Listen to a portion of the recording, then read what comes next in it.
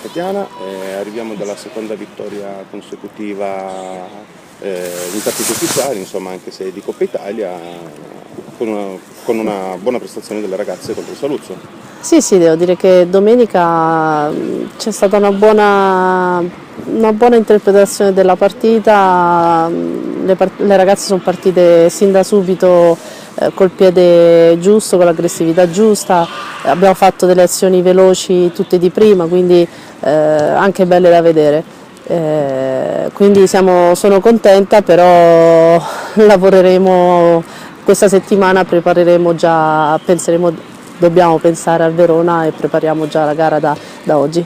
Anche perché domenica appunto si esordisce, c'è l'esordio in Serie A, Sì. in posticipo, però comunque insomma contro una formazione campione d'Italia.